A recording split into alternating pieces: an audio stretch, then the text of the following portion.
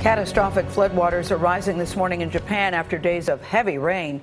People are literally crying for help and stranded on top of the cars and the homes. The force was strong enough to rip buildings from their foundations. This unprecedented rain hit the city of Joso, that's north of Tokyo.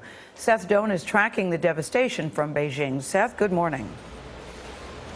Good morning. Japan has been pounded with heavy rain for 2 days in a row, causing flooding and landslides. Some called from rooftops for help as the water rose and as rescuers and Japanese military helicopters pulled dozens to safety. Entire homes were surrounded or even carried away as Joso City was inundated with floodwater. The nearby Kinagawa River burst its banks, pouring through a flood wall, sending a torrent of water through the city of 65,000, about an hour's drive north of Tokyo. Residents tried to save some belongings or navigate through the floodwaters in tiny boats. The deluge is a result of a low-pressure system that's the tail end of a tropical storm passing through Japan. The fear is more rivers could overflow and rain could trigger more landslides. One already buried a home.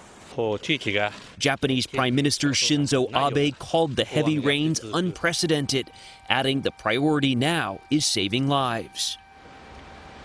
Night has fallen in this part of the world that will, of course, hamper rescue efforts, and authorities say it will likely be days before the floodwaters recede. Jeff, this is the 18th typhoon to hit Japan this year. Rescue operation just got underway, the aerial rescue just within the last hour or so. And in fact, as we walk over here, you can see that there are a number of helicopters in the air. In fact, I counted 11, some of them military helicopters. I think some of them might be news helicopters as well. But what you're watching over there unfold is there's a supermarket off in the distance. And we know that dozens of people were there sleeping overnight, waiting to be rescued. So the supermarket is surrounded by floodwaters, and what the Japanese military is doing is they have helicopters landing on the rooftop of that supermarket. We saw people in groups waiting to be picked up. We know one group of 10 was just picked up within the last hour or so, within the last 30 minutes actually, but there are more people who need to be rescued. And of course the unknown right now is how many more people in Joso in some of these hard hit flooded areas are still waiting inside their homes, inside apartment buildings, people who spent the night surrounded by this water. How much concern is there about Fukushima? Of course, that's been a concern for Japanese people for a long time, and now with this, how is that being complicated? What are people saying?